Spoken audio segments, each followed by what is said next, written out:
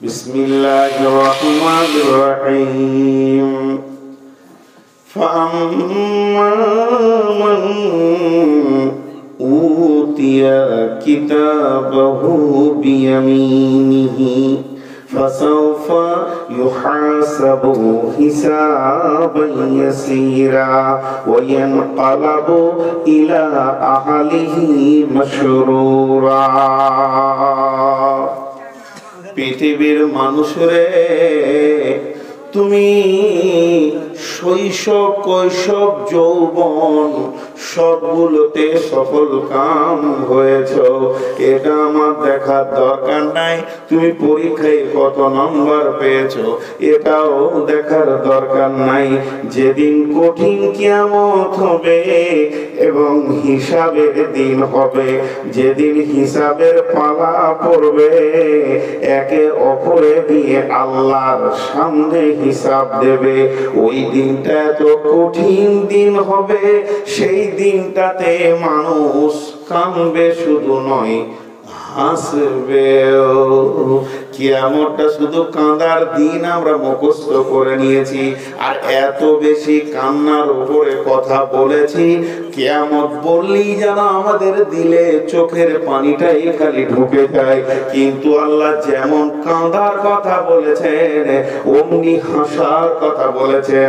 সূরা গাসিয়াতে বলেছেন উজুহু ইয়াওমাইদিন খাসিয়া উজুহু ইয়াওমাইদিন নাঈমা। যেমন মাথা নেমে যাবে সেদিন চেহারাটা কালো হয়ে যাবে, সঙ্গে সঙ্গে আল্লাহ বলেছেন চেহারা উজ্জ্বল হয়ে যাবে, আর উজুর জায়গাগুলো নূরে ঝকমক করবে। এটাও সঙ্গে সঙ্গে আল্লাহ বলে দিয়েছেন, কোন লেট করেননি। একজন কাঁদবে তো আরেকজন হাসবে, একজন অসফল হবে তো আরেকজন সফলতা নিয়ে ফিরবে। এই পর্যন্ত আল্লাহ বলে শেষ করেননি। আল্লাহ আরো বলছেন ইয়াউমা তাবিয়াজ্জু উজুহু ওয়া তাসওয়াদ্দু উজুহু ওয়া আম্মাল্লাযীনা সুওয়াদ্দাত উজুহুহুম আকাফারতুম বা'দা ঈমানিকুম ফাযুকুল আযাবা বিমা কুনতুম তাকফুরুন। সেদিন অনেক চেহারা উজ্জ্বল হবে, আবার অনেক চেহারা কালো হয়ে যাবে। কিন্তু যাদের কালো হবে তারা বেঈমানি করেছে ঈমানের পরে, এরা আযাবকে চিনবে। তার মানে কিয়ামতের দিনটা কাঁদার দিন, কাঁদার দিন, কাঁদার দিন, তেমনি হাসার দিন, হাসার দিন, হাসার দিন। আল্লাহ তাবারক ওয়া তাআলা বলছেন সেই দিন যারা ডান হাতে আমার কাছে সার্টিফিকেট পাবে, আর এই সার্টিফিকেট পাওয়ার পরে ওর মনের ভিতরে এত আনন্দ এসে যাবে, এত ফুর্তি এসে যাবে, সে তখন নিজের আত্মীয়র ভিতরে ঘুরবে আর দৌড়বে আর আনন্দে বলবে আমি সফল কাম, আমি সফল কাম, আমি সফল কাম, আমি বেঁচে গেছি, আমি বেঁচে গেছি, আমি বেঁচে গেছি, আমি কামিয়াব হয়ে গেছি, আমি কামিয়াব হয়ে গেছি, আমি কামিয়াব হয়ে গেছি। ও আম্মা মান উতিয়া কিতাবাহু ওয়ারা জাহরিহি ইয়ামরা জাহরিহি। আর যার সার্টিফিকেট পেছন দিয়ে দেওয়া হবে, আধারে দেওয়া হবে, আল্লাহ যার চেহারা দেখবেন না, যার পানে তাকাবেন না, এবং বাম হাত করে দেবেন, পেছন দেবেন, অন্ধকারে দেবেন, ও তখন আফসোস করে বলবে আমি নাকাম, আমি নাকাম, আমি হতাশ হয়ে গেলাম, আমি হালাক হয়ে গেলাম, আমি শেষ হয়ে গেলাম, আমার আর জীবনের কোনো মূল্য নাই।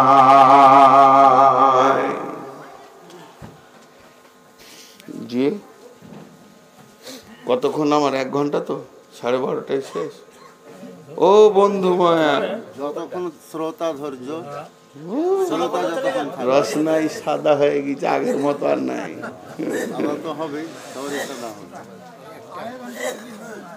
এই দেন ঘন ঘন খালি ডোজ খেয়েছি, ডোজ খেয়ে যান, চালিয়ে যান, কোনো টেনশন নাই। 1 ঘন্টা পরিস্থিতির লোক আমাকে দেখেন, উঠবে না একটা লোক। সে বয়স আর নাই ভাই, যে বয়সে এসেছিলাম। জি জি জি কোনো টেনশন নাই, 1 ঘন্টা নিচে আমি নামছি না, 62 মিনিটও চালাবো।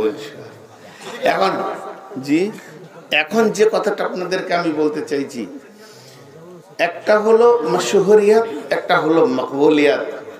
এবার আমি আয়াতের দিকে, মেন আয়াতের দিকে চলে যাব। কিন্তু মাশহুরিয়াত আর মাকবুলিয়াত দেখেন, পৃথিবীর কেউ যদি আপনাকে বলে ভালো, এতে নিশ্চিত হওয়ার কিছু নাই। আল্লাহ যেদিন আপনাকে বলবে ভালো, সেই দিন নিশ্চিত। মশহুর মানে প্রসিদ্ধ, মকবুল মানে গ্রহণ। মশহুর মানে প্রসিদ্ধ, মকবুল মানে গ্রহণ। जी, मशहूर होना आसान है, मकबूल होना सख्त है। প্রসিদ্ধ হওয়াটা আসান। এখন ইউটিউবের যুগ, ফেসবুকের যুগ, আর কি কি বলছে মেসেঞ্জার ফ্যাসেঞ্জার বুঝি না।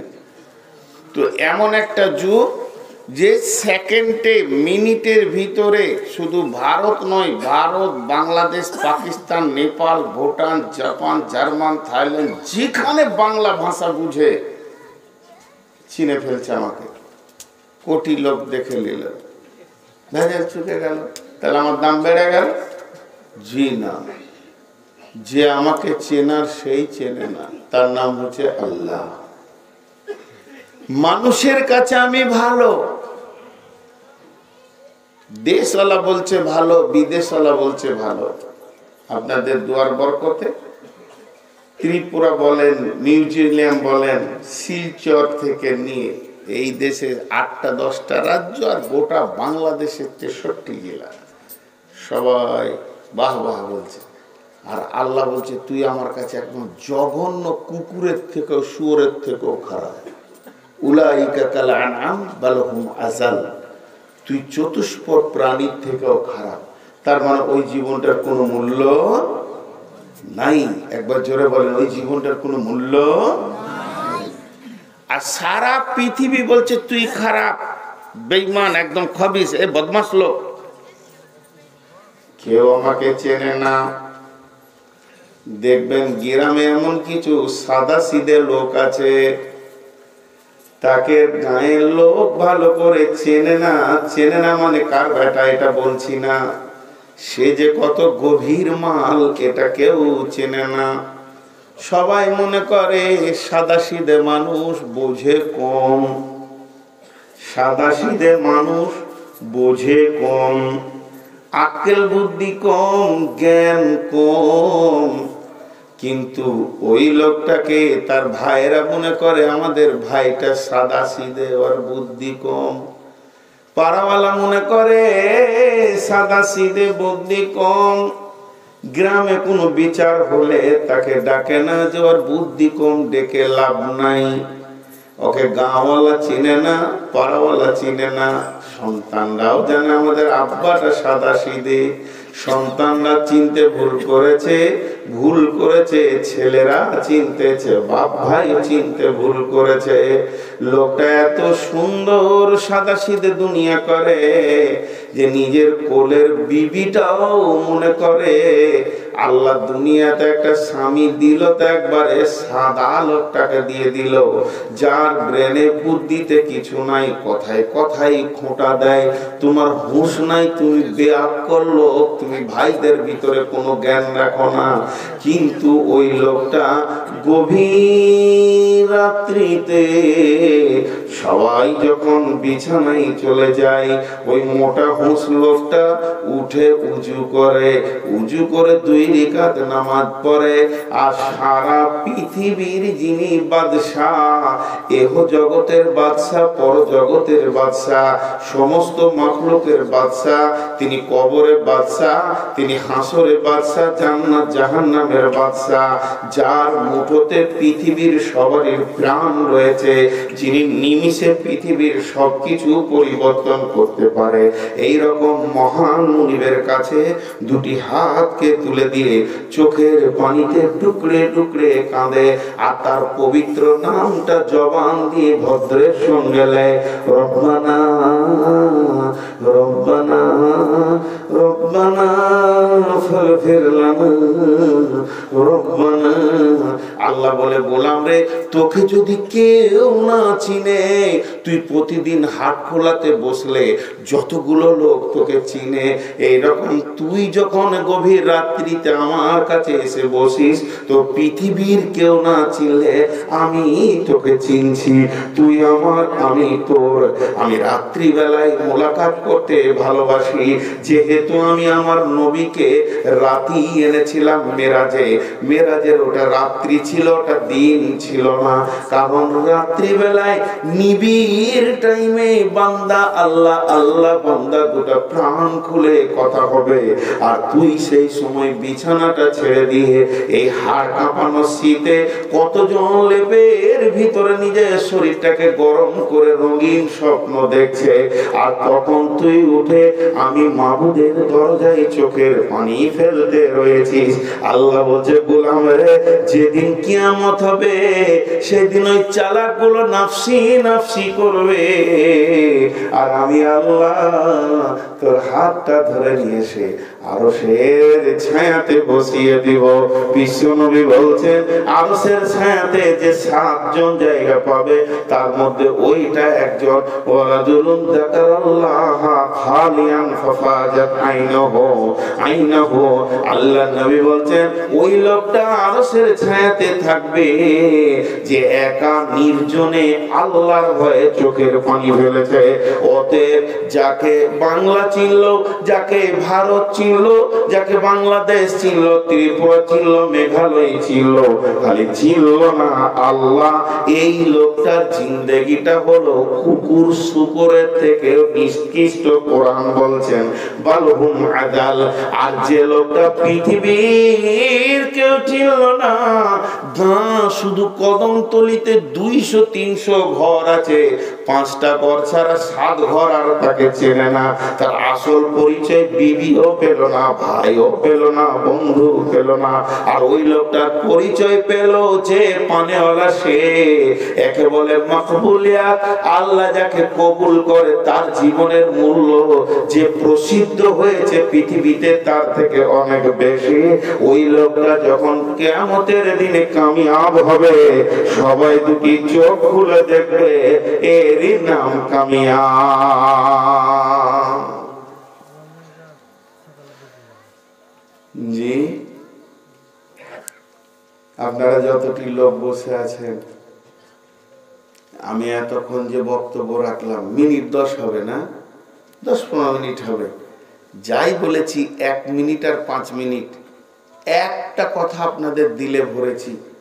এতক্ষণ অ্যাপ্রোচ করতে পেরেছি বলে আমি আশা করছি, যদি সত্যি আপনাদের দিলে ঢুকে থাকে, একটু আওয়াজ দেবেন, হ্যাঁ কিংবা না বলবেন। সেটা কি? একটা হলো যে কামিয়াবির সার্টিফিকেট আল্লাহ দেবে। পৃথিবীতে যতগুলো কামিয়াবি সার্টিফিকেট আসছে, এগুলো কামিয়াব হতেও পারে, নাও পারে, এটার কোনো গ্যারেন্টি নেই। আপনি আমি সফল কাম কি না, উত্তীর্ণ হতে পেরেছি কি না, এই সার্টিফিকেটটা কে দেবেন? এতগুলো লোক আছে, মুখ খুলছে না, বলছে চালিয়ে যান খালি। দাঁড়ান, এখন বলেছি, যখন বলেছিলাম তখন কোথা ছিলেন? বলছে খালি চালিয়ে যান। জি, মরা রোগীর চিকিৎসা হয়, ডাক্তার ইঞ্জেকশন ওইটাকেই দেবে যেটা লড়ছে, যেটা মরে গেছে ওর ওষুধ হচ্ছে কাফন পরিয়ে দাফন করে দাও, ওইটাই ওষুধ, প্রেসক্রিপশন। তো যে শ্রোতা মুখ খুলে না, ওর ওষুধ হচ্ছে দোয়া করে শেষ করে দাও, যাও ঘর চলে যাও। একটু নড়লে ওকে 2 কথা বলা যাবে। মহব্বতের সঙ্গে সবাই নাম নিব। সফল কামের সার্টিফিকেট কে দেবেন? মাশাআল্লাহ। পেছনওয়ালারা বলছেন, এরা বলছে আমরা স্টেজে আছি, তা বলবো কেন, অন্তত 1 ধাপ উপরে আছি। হাজি ভাই, আমি স্টেজে আছি আর আমার ভাই দুজনাই চেয়ারের উপরে আছি স্টেজে, তাহলে আমাদের দাম বেশি না আপনারা নিচে বসে আছেন আপনাদের দাম বেশি? জি আল্লাহ বলবেন। এখন কি রেজাল্ট বলছে বলেন, মানুষের রেজাল্ট কি বলছে? সবাই বলবে যে এরা সভাপতি ও বক্তা, ওর দাম বেশি। না, দাড়ির কয়টা পাল্লা? একটা দাড়ির কয়টা পাল্লা? দুইটা। যেটাতে মাল থাকে সেটাতে নিচে থাকে না, যেটা মাল থাকে না ওইটা নিচে থাকে? যেটাতে মাল থাকে ওইটাই নিচে থাকে, যার মাল নাই সে উপরে থাকে। আপনারা বুদ্ধিমান বেশি বলি নিচে বসেছেন, আমরা হলাম হালকা মাল। বাঁদর তো গাছেই থাকে, তা বলে হাই স্কুলে হেডমাস্টার করবেন যে অনেক উঁচুতে আছে, তাহলে আমরা বুদ্ধি বেশি? জি ঠিকই, সফল কামের মালিক হল আল্লাহ। তা আল্লাহ এবার সফলতার রাস্তাটা বলছেন। আমার হাতের দিকে খেয়াল করবেন, 8টা কথা বলবেন আল্লাহ। বিসমিল্লাহির রহমানির রহিম। আলিফ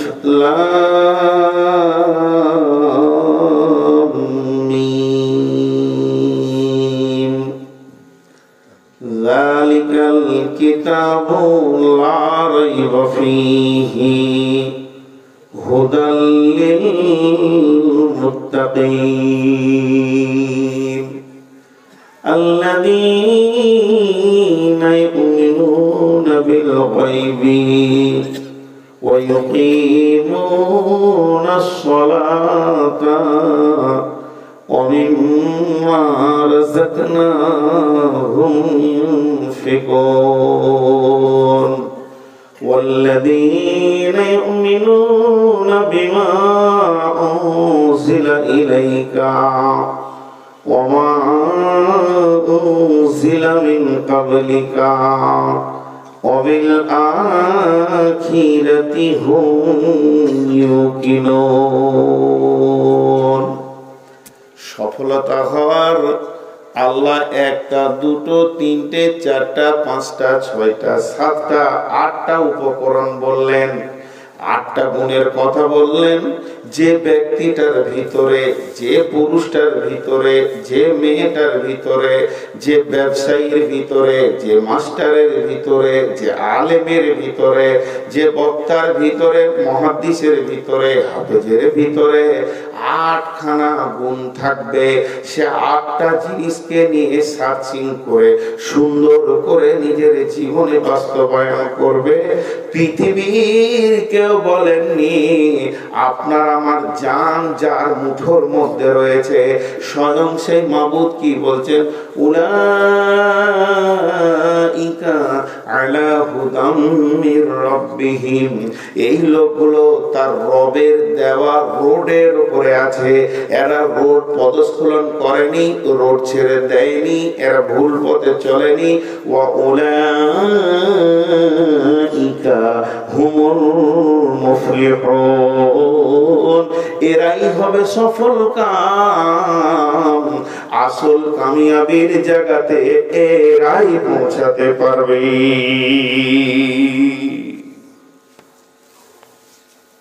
সফলতা কত গুরুত্ব! আল্লাহ দিনে 10 বার সফলতার জন্য ডাকে। আল্লাহ দিনে 10 বার ডাকে, গোটা পৃথিবীর মানুষকে ডাকে 10 বার। সফলতা হওয়ার কত গুরুত্ব, নাকাম হওয়ার কত ক্ষতি, যে আল্লাহ দিনে 10 বার ডাকে। আল্লাহু আকবার, আল্লাহু আকবার, আল্লাহু আকবার, আল্লাহু আকবার। আল্লাহ বড়, আল্লাহ বড়, আল্লাহ বড়, আল্লাহ বড়। আশহাদু আল্লা ইলাহা ইল্লাল্লাহ। আমি সাক্ষী দিচ্ছি আল্লাহ ছাড়া কোনো মাবুদ নাই। আশহাদু আন্না মুহাম্মাদার রাসূলুল্লাহ। আমি আরো সাক্ষী দিচ্ছি নবী মুহাম্মদ সাল্লাল্লাহু আলাইহি সাল্লাম আল্লাহর প্রেরিত রাসূল। তাহলে আল্লাহ বড় বললাম 4 বার, আল্লাহ ছাড়া মাবুদ নাই সাক্ষী দিলাম 2 বার, আর নবীজির উপরে সাক্ষী দিলাম 2 বার। যে টোটাল এগুলো যখন বলা হলো, মুয়াজ্জিন তখন বলছে হাইয়া আলাস সালাহ। হাইয়া মানে তোরা আয়, আলাস সালাহ নামাজের দিকে আয়। এরপরে মুয়াজ্জিন বলছে হাইয়া আলাল ফালাহ, তোরা সফলতার দিকে আয়, তোরা সফলতার দিকে আয়। প্রতিদিন 10 বার হাইয়া আলাল ফালাহ বলা হয়। ফজরের সময় এক্সট্রা বলা হয় আসসালাতু খায়রুম মিনান নাওম। গোলাম রে, তোর সফলতার সালাতটা অনেক দামি তোর ঘুমের থেকে, অতএব উঠে আয়। পঞ্চায়েতে গেলে সরকারি মাল পাওয়া যায়, ব্লকে গেলে সরকারি মাল পাওয়া যায়, সরকারের যতগুলো দপ্তর আছে সরকার থেকে মাল নিতে গেলে সেখানে পৌঁছাতে হবে। আর যিনি সব জাহানের বাদশা, তার অফিস প্রতিটি গ্রামে আছে, যার নাম হলো মসজিদ। আয় আয় আয় আয়, তোরা সফলতা নিয়ে যা। কিন্তু আমরা এমন হতভাগা, ওই সফলতা নেওয়ার আমাদের কোন রকম চিন্তা ভাবনা নাই। যখন মসজিদে আজান হচ্ছে আর তখনই মার্কেটে মাল নেমেছে, আগে আমি মালটাকে গুরুত্ব দিয়ে চলে যাই, তখনই আল্লাহ আমাকে ওজন করে নেয় যে এই কোনটাকে বেশি গুরুত্ব দিচ্ছে। যখন মসজিদে মাল নেমেছে, মসজিদে আজান হচ্ছে, তখনই আমার জমিতে ডাক পড়ে গেছে, দোকানে ডাক পড়ে গেছে, আমি যেটাকে বেশি গুরুত্ব দিয়ে আল্লাহ ভেবে নাই এটাকেই ও সফলতা বেশি মনে করে নিয়েছে। অতএব বন্ধুরে, সফলতা একমাত্র আছে আল্লাহর সালাতের ভিতরে। যেহেতু আল্লাহ নিজেই বলে দিয়েছেন, মুয়াজ্জিনকে দিয়ে বলছেন হাইয়া আলাস সালাহ, তোরা আল্লাহর উপরে ঈমান রাখ, রাসূলের উপরে ঈমান রাখ, যে নামাজে আয়। এখানেই তোর দুনিয়া এবং আখিরাতের সমস্ত সফলতা লুকিয়ে আছে।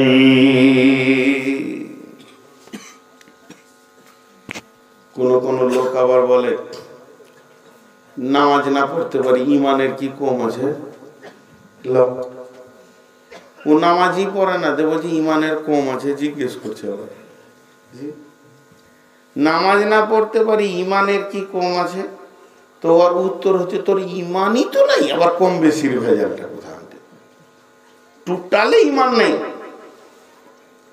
তাহলে প্রকৃত সফল কাম কে হবে? যার মধ্যে 8টা গুণ থাকবে। এবার একটা একটা করে গুনিয়ে দিচ্ছি।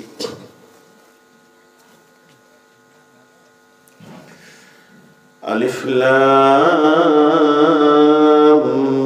মিম,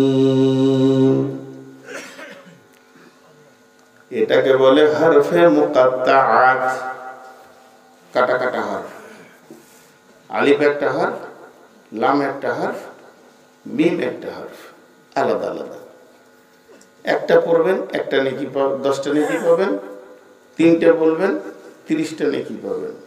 জি, আপনাদের নেকি নেওয়ার উদ্দেশ্য আছে? কে কে নেকি নেবেন না হাত তুলেন। নেকি নেবেন না, আপনারা নেকি নেবেন না? এবার বলেন হযরত আলী, এরা ভুল শুনছে না ঠিক শুনছে? কালকে সকালে সব বিপদ লেগে যাবে, আমার মানে বলবে যে ভুল বলে গেছে। আসলে এটা ঝোঁকে তুলেছে। সকলে একবার মহব্বতের সঙ্গে আমার সাথে বলেন তো, আলিফ লাম মিম। যখন বলেছেন 30 নেকি হয়ে গেল। এটাকে হরফে কাটা কাটা হরফ বলে।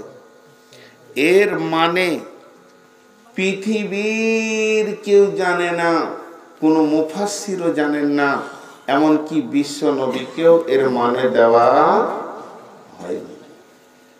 এর মানে একজনই জানেন, তিনি হলেন আল্লাহ। এর মানে একজনই জানেন, তিনি হলেন কে? আল্লাহ। বাকি কেউ এর মানে জানে না। বাস শেষ হয়ে গেল এটা। জি আল্লাহু আ'লামু বিমুরাদি। কিন্তু কোরআন শরীফ কয় পারা? কোরআন হলো 30 পারা, কোরআন হলো 40 পারা, কোরআন হলো 60 পারা, কোরআন হলো 90 পারা, কোরআন হলো 120 পারা। কত দূর গিয়েছে দেখেন। কিছু হতভাগা মুসলমান আছে যারা বলে আমাদের কাছে মারেফাতের তথ্য লুকানো আছে। ওই লোকেরাই কোরআনকে 60 পারা পর্যন্ত নিয়ে হাজির করে দিয়েছে। উল্টা পাল্টি বলবে, শেষকালে বলবে এর মানেটা আমাদের পীর সাহেবের কাছে লুকানো আছে। এই যে আলিফ লাম মিম, এর ভিতরেই 30 পারা ঢোকানো আছে। আলিফ লাম মিম র, এর ভিতরেও 30 পারা ঢোকানো আছে। আলিফ লাম র কাফ হা ইয়া আইন সদ, এগুলোতে পাড়া ঢোকানো আছে। এদের বেঈমানেরা, এদের মিথ্যা বলতে কষ্ট হয় না, কোরআনের ওপরে মিথ্যা আরোপ করতে কষ্ট হয় না। কিন্তু আল্লাহ তাবারাক ওয়া তাআলা বলছেন ওমা উতিতুম মিনাল ইলমি ইল্লা কালিল, আমি আমার ইলমি থেকে তোমাদেরকে সামান্য কিঞ্চিত দিয়েছি। অতএব তোমরা শুনে নাও, এই গভীর তথ্যবহুল জিনিসগুলো আমার কাছে লুকানো আছে। মুফাসসিররা যতগুলো পৃথিবীতে আজ পর্যন্ত কোরআনের তরজমা তাফসীর করেছেন, যত পৃথিবীর বুকে বড় বড় পণ্ডিত মহাপণ্ডিত এসে হাজির হয়েছেন, তাফসীর যখনই যে আয়াতেরই শেষ হয়েছে, যে সূরাটাই শেষ হয়েছে, কিংবা হরফে মুকাত্তাআতগুলোর ব্যাপারে যাই কথা বলেছেন, শেষকালে প্রত্যেকটা মুফাসসির একটা শব্দ ব্যবহার করেছেন, ওয়াল্লাহু আ'লামু বিমুরাদি। আমি যতটা আমার জ্ঞানে ছিল দিলাম, আমার জ্ঞানের বহরটা তোমাদেরকে কলমে তুলে ধরে দিলাম, কিন্তু আসল তথ্য আল্লাহ জানে। কোরআনের আসল তথ্য পৃথিবীর মানুষের পক্ষে বের করা সম্ভব নয়। অতএব বন্ধুরে, আলিফ লাম মিম এটা হলো হরফে মুকাত্তাআত, এর আসল তথ্য একমাত্র আল্লাহ ছাড়া কেউ জানে না। এটা হয়ে গেল ভেজাল, চুকে গেল। মহাসত্য তার ভিতরে গোপন। কোরআনের পরে আর কোনো সত্য জিনিস নাই, কোরআনটাই শেষ সত্য, তার ভিতরেও গোপন। একটা কথাকে 3 বার বলছি, মানে এর ভিতরে মজা আছে। মহাসত্যের ভিতরেও গোপন। কিন্তু আপনারা একবার মুখ খুলেন, কিছু কিছু লোক আছে চায়ের দোকানে বসে থাকতে থাকতে হুট করে উঠে বলবে, আমি সত্য কথা বলতে কাউকে ভয় করি না, আমি সামনে সামনে বলি। বলে কি বলে না? আমি সত্য কথা বলতে কাউকে ভয় করি না, সামনে সামনে বলে দেবো। সত্য কথা আমার কাছে গোপন নেই। সত্য বলতে কি ভয় করব? হাজি, সব সত্য প্রকাশ, সব সত্য কি প্রকাশ করা যায়? জি ভাই, আরে কোরআন এখান থেকে শিখাচ্ছে, যদিও সত্য তাও প্রকাশ জিনিস নয়। জি, বহু সত্য আছে, হালাল আছে, যেগুলো গোপন করতে হয়। স্ত্রীর সঙ্গে মিলাটা হলো হালাল, তাহলে এটা হাই রোডে গিয়ে শুবেন মার্কেটের মাঝে? এ তো হালাল, এ তো সত্য, গোপন করব কেন? যদিও সত্য, সব সত্য প্রকাশ নয়।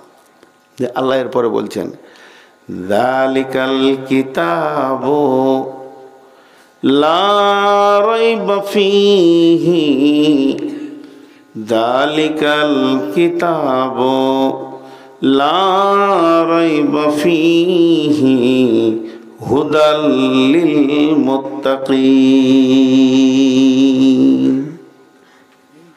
আপনারা শিক্ষিত মানুষ, খালি একবার ছোট করে মুখ খুলবেন, জোরে চিল্লাবেন না। আমার আগের বক্তা এগুলো বক্তব্য জীবনে চলতে চলতে সব বন্ধু মানুষ, ইনিও এনার সঙ্গে সম্পর্ক ভালো, বদরুদ্দোজা নাদবি, নুরুল ইসলাম, মমতাজুল, সব বন্ধু মানুষ। তো ওকে মাঝে মাঝে বলি, আল্লাহ ক্ষমতা দিয়েছে ভাই তোমাকে চিল্লাবার, তা আমি চিল্লাইতে পারি না। তো যেই হোক, আপনাকে যেটা বলছি আপনারা হালকা সুরে উত্তর দেবেন। উত্তরটা কি? যালিকাল কিতাবু লা রাইবা ফীহি, এই কিতাবের মধ্যে কোনো সন্দেহ নাই। হুদাল লিল মুত্তাকিন, এই কিতাবটা মুত্তাকিদের জন্য হেদায়াত। এই কিতাবের মধ্যে কোনো সন্দেহ নাই। কত দামি কিতাব, যার ভিতরে সন্দেহর লেশ মাত্র নাই এই কিতাব। এখন আপনাদেরকে বলবো, এই কিতাব না ওই কিতাব?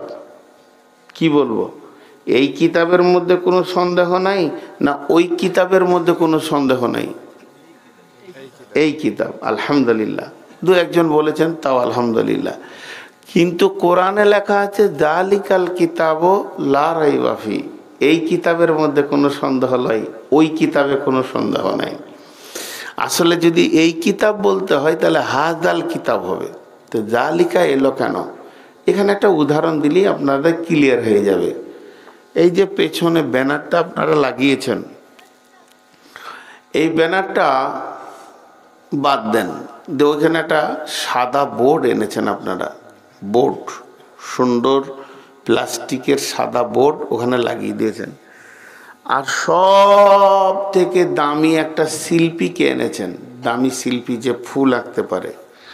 দিয়ে জালসা কমিটি বলছে, ভাই আপনাকে এমন ফুল এঁকে দিতে হবে, 2টা গোলাপ ফুলের মাঝে আমার মাদ্রাসার নামটা থাকবে, আর যেন এত সুন্দর লাগে, যতগুলো আজকে আমাদের মেহমান আসবে জালসাতে, যতজন দেখবে সবাই বলবে বাহ বাহ বাহ, খুব সুন্দর।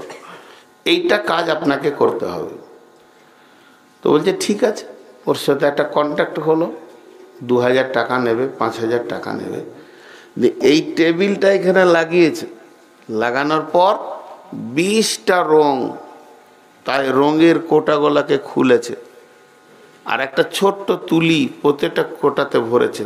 এবার একটা তুলি কেউ এই কেবল ঠেকিয়েছে, একটা ছোট্ট ফুটা হয়েছে। তখনই আপনাদের সভাপতি সম্মানীয় ইমাম এসে শিল্পীকে বলছে, ভালো হয় যেন। আর এখানে 50টা ছেলে দেখছে, আর উনি ইমাম হিসেবে উনি মুখ খুলে বলছে ভালো হয় যেন।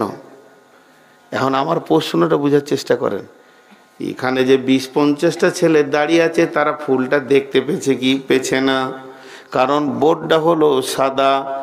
ইমাম সাহেব ভাই গিয়ে বলছে ফুলটা যেন ভালো হয়, উনিও দেখতে পেয়েছেন না, কেন বোর্ডটা সাদা। কিন্তু যে লোকটা তুলি ধরেছে, ফুলটা যে আঁকবে, সে যে ফুলের নিয়তটা করেছে, ও ফুলটা দেখতে পেয়েছে কি পেছে না? বলেন, কোন জায়গায় লাল আছে, কোন জায়গায় সবুজ আছে, কোন জায়গায় ডাঁড়া আছে, কোন জায়গায় বোঁটা আছে, কোন জায়গায় বৃত্তি আছে, ও জ্ঞানের চোখে দেখতে পেয়েছে। তাহলে ওর কাছে ফুলটা হাজির হয়ে গেছে, কিন্তু এদের কাছে এখন হাজির হয় নাই। যতক্ষণ পর্যন্ত বোর্ডে ও শেষ তুলিটা সরিয়ে না নেবে, অতক্ষণ পর্যন্ত ফুলটা কেমন হলো কেউ রেজাল্ট দিতে পারবে না। কিন্তু ও বলছে ভালো, অনেক ভালো। ও একা বলছে। তো আমার আল্লাহ বলছেন, এখন এই তো কিতাব দিতে শুরু করলাম, আলিফ লাম মিম মাত্র 3টে অক্ষর হয়েছে।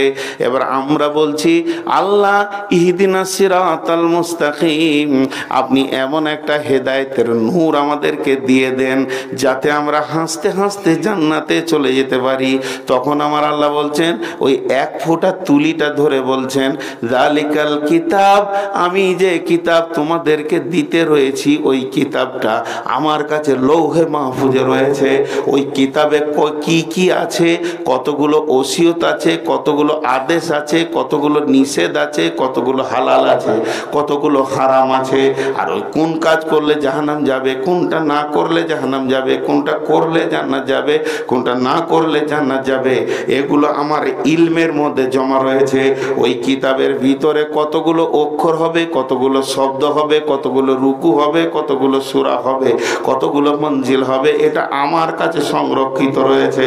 এবং কোন সূরাটা কত লম্বা হবে, কত চওড়া হবে, কোন সূরাতে কটা অক্ষর থাকবে, কটা আলিফ থাকবে, কটা গোটা কোরআনে মিম থাকবে, কটা লাম থাকবে, এগুলো আমি আল্লাহ সব মওজুদ নিয়ে নেমেছি। অতএব এই কিতাবের মধ্যে কোনো সন্দেহ নাই রে গোলাম।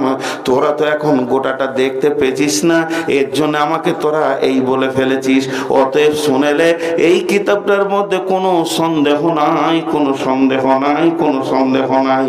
এই কিতাব থেকে মজা নিতে পারবে কে, হেদায়েত পাবে কে? কাফের পাবে না, বেঈমান পাবে না, মুশরিক পাবে না, ফাসিক পাবে না, পাবে কে? মুত্তাকি।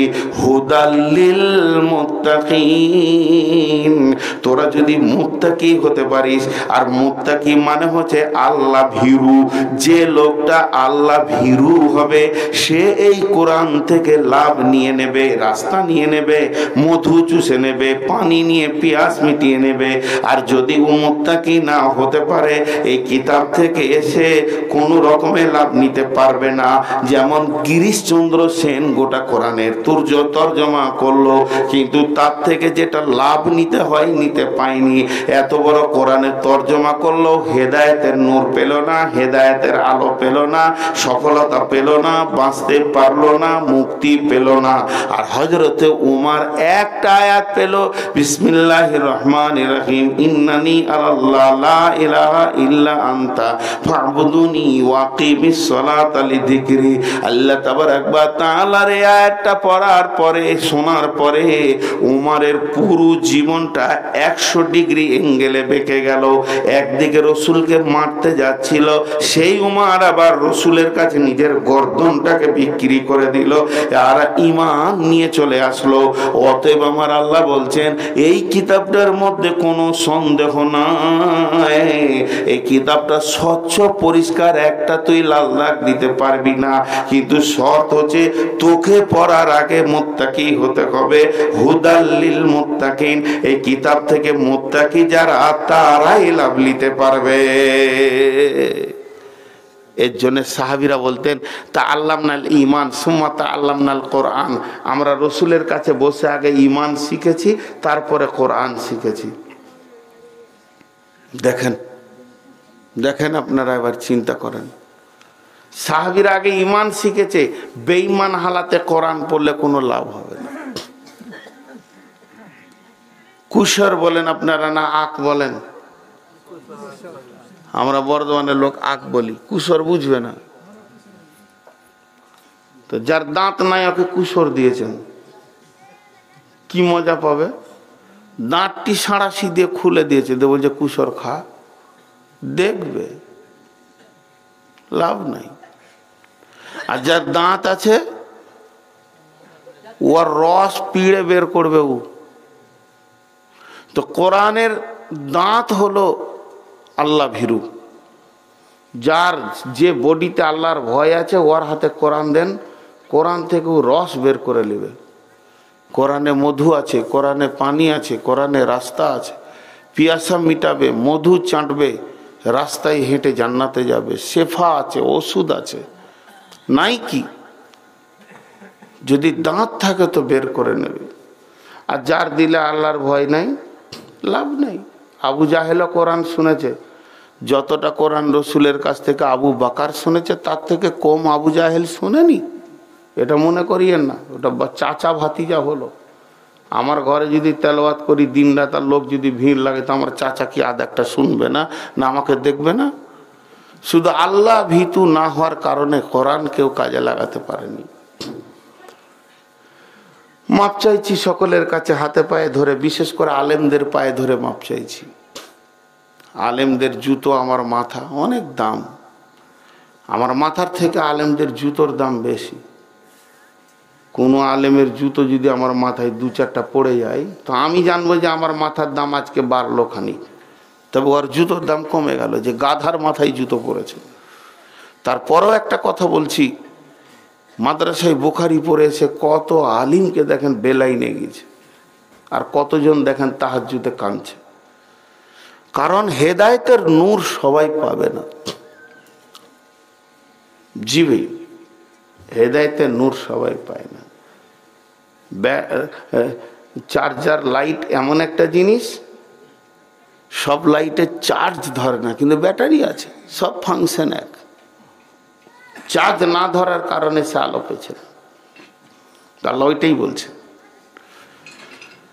কোরআনের সন্দেহ নেই, আছে। কোরআনের সন্দেহ নাই, আছে। ওটা তসলিমাকে একবার জিজ্ঞেস করেন, কতগুলা ভুল ও দাগ টানবে দেখেন খালি। হ্যাঁ হ্যাঁ হ্যাঁ, মন্তব্যে ছোট্ট মতো একটা দেখাই। তসলিমা বলছে যে কোরআন কত বড় ভুল করেছে, এবার হুঁশ আছে। মেয়ে মানুষ মানুষ, পুরুষ মানুষ মানুষ, দুজনাই সমান অধিকার নিয়ে দুনিয়াতে থাকবে। তো মেয়েগুলোকে বলছে তোরা পর্দায় ঢুকে যা, আর পুরুষগুলো পর্দার বাইরে বেরিয়ে গেছে। এটা অন্যায় করেছে কোরআন। তসলিমার বক্তব্য অন্যায় করেছে। মেয়ে মানুষ মানুষ, ওরা কি মানুষের বাইরে? না ওরা জঙ্গলের পশু? না ওরা মাছ? ওরা ওরা জঙ্গল থেকে এসেছে? হাজি ভাই, ওরা কি জঙ্গল থেকে এসেছে? ওর এটা যুক্তি। তো একজনা গোটা দুনিয়া ঘুরবে, আর একজনাকে বোরখায় থাকতে হবে, পর্দায় থাকতে হবে, বাইরে বের হতে হবে না। কে কোরআনকে বুদ্ধি দিয়েছে? কোরআনের কোনো হুঁশ নাই বলে এটা করেছে। আচ্ছা, কত বড় বেঈমান ও কোরআনের বিরুদ্ধে কথা বলছে।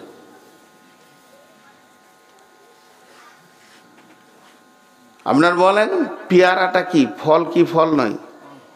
পেয়ারাটা কি? আর তেঁতুলটা টক হলো তো গাছের ফল। কোনটা দেখলে পানি বের হবে? কি রিয়াকশন বলেন তো? কোনো কারেন্টের তার নাই, জিভ দিয়ে পানি আর অটোমেটিক আসবে। তো মেয়েরা হলো তেঁতুল, পুরুষ হলো পেয়ারা। তো ওকে তো পর্দায় রাখতেই হবে, কিন্তু বুঝে না। তসলিমা বলেছে সমান অধিকার, দুজনেই বাইরে বেরো। হাজি ভাই, তাই যদি হয়, টিউটা কিসের তৈরি? রবার না লোহা? আর টায়ারটা ই বাইরে আছে, ও ভিতরে আছে এখানে। ওকে যদি একবার টেনে বাইরে করে দেওয়া হয়, কি হবে? তুমি বাইরে করে, মেয়েদেরকে বাইরে করলেই ফুটে যাবে। ও তো টিউ, ওকে ভিতরের জন্য করেছেন আল্লাহ, আর পুরুষকে বাইরের জন্য করেছে। আর হচ্ছেও তাই। বিশ্ব নবী টোটাল 23 বছর নবুয়তি জিন্দেগি শাসন করেছেন। টোটাল ইসলামের শাসনে কত বছর ছিলেন বিশ্ব নবী? 23 বছর।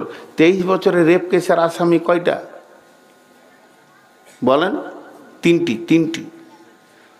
তো 23 বছরে 3টি, তা বলে এটা কি বলবেন আপনারা? আমি তখন থেকে কথা বলছি, কোনো কথায় একটা খিস্তি করিনি। ফুট করে 2 ঘন্টার মাঝে একটা খিস্তি বের হয়ে গেছে। তা আপনারা আমাকে বলবেন যে লোকটা আদত খারাপ, না বলবেন স্লিপ করে বেরিয়ে গেছে। আর যদি ঘন ঘন কথায় কথায় খিস্তি করি, তা বলবো আদত খারাপ। আদত খারাপ তখনই বলা যায় যখন ও কথায় কথায় বলে। ইমোশনাল একবার বের হয়ে গেছে, ওটাকে আদত খারাপ বলা যাবে না। তো রাসূলুল্লাহ সাল্লাল্লাহু আলাইহি ওয়াসাল্লামের 23 বছর জিন্দেগিতে যদি 3টে রেপ কেসের আসামি হয়, তাও আবার তাদের শাস্তি হয়ে গেছে, রজম হয়ে গেছে। আর 2006 সালে ইংল্যান্ডে সার্কুলার করা হয়েছিল, প্রতি মিনিটে 250 মেয়ে ধর্ষণ হয়েছে, প্রতি মিনিটে। জি ভাই, এরা দেশ চালাবে? এরা নারীর অধিকার বুঝিয়ে দিতে পারবে? বলছে কোরআন ভুল করেছে,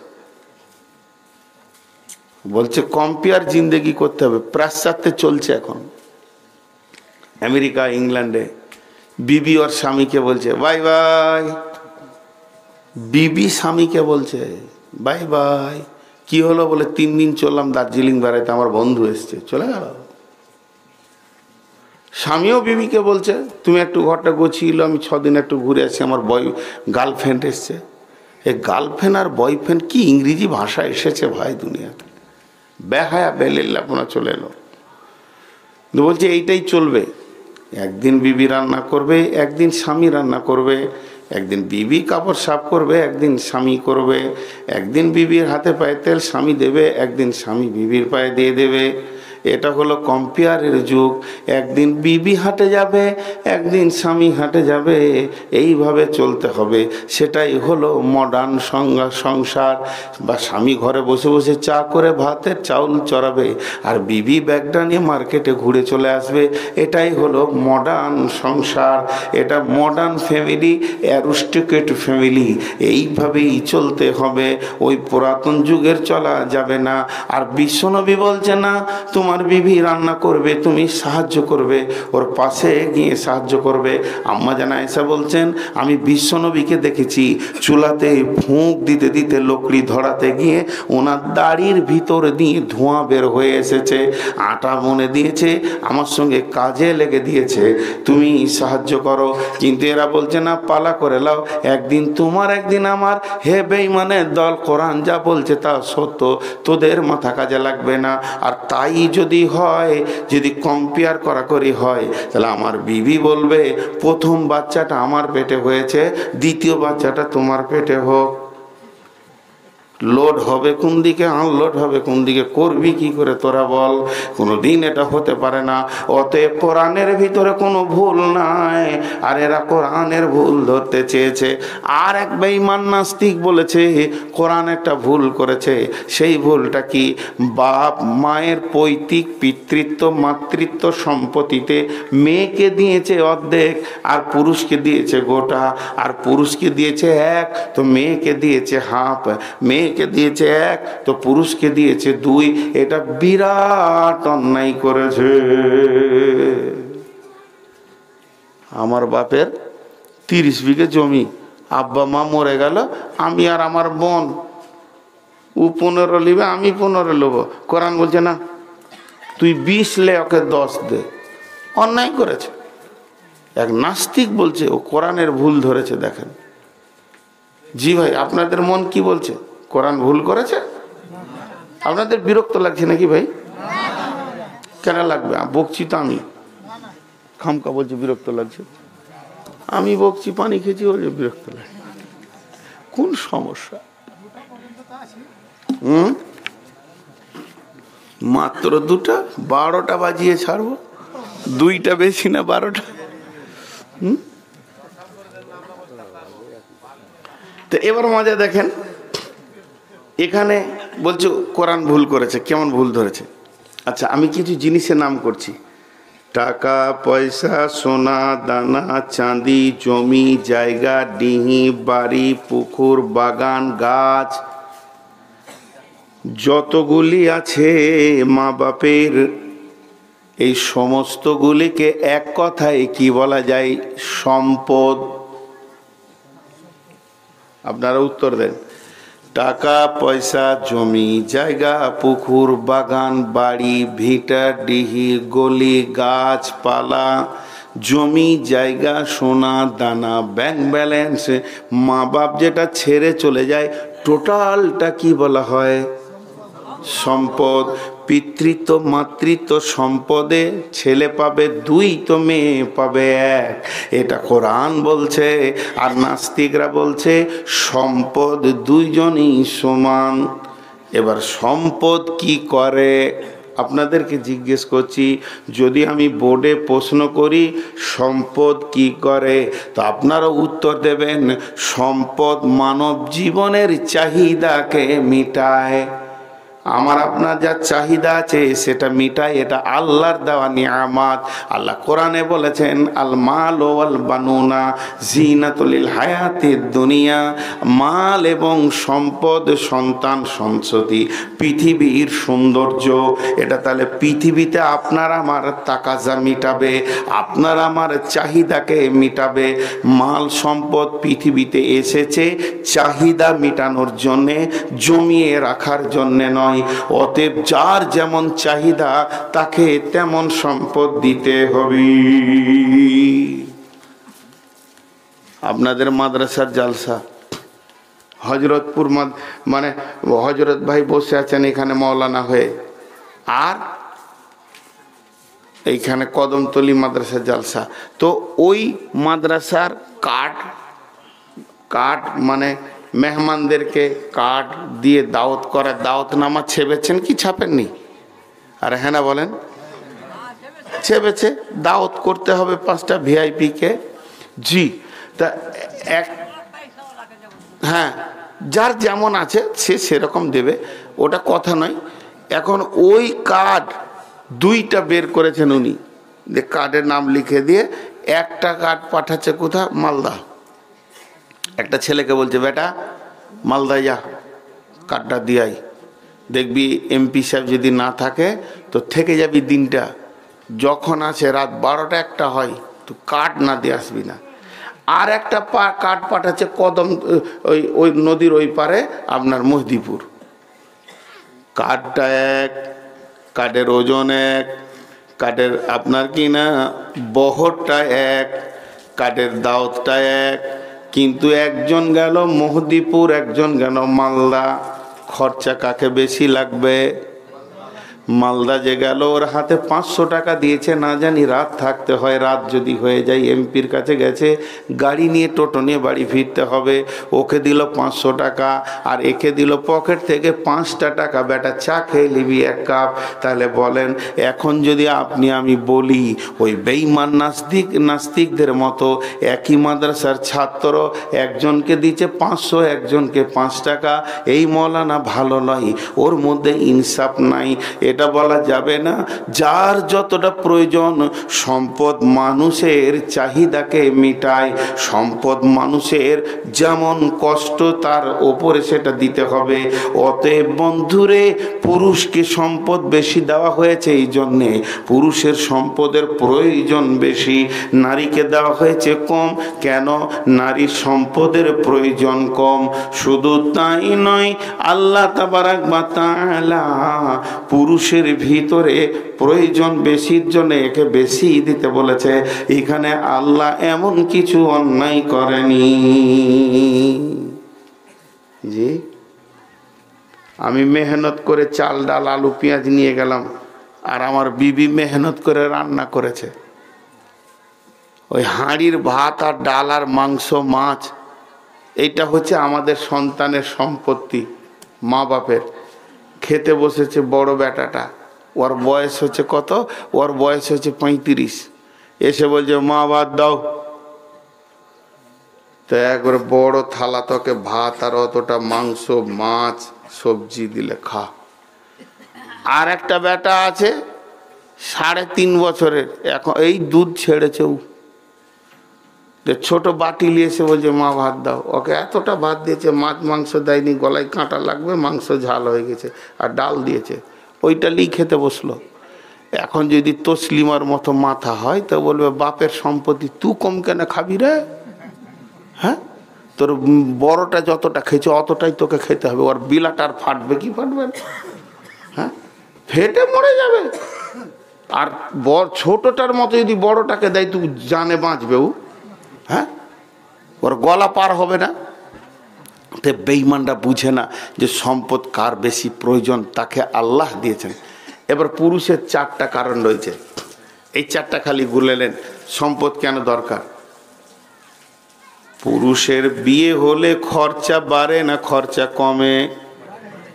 আর মেয়েদের বিয়ে হলে খরচা বাড়ে না খরচা কমে? তার কারণ মহিলাদের যা দরকার ওর স্বামী দেবে, আল্লাহর হুকুম আছে।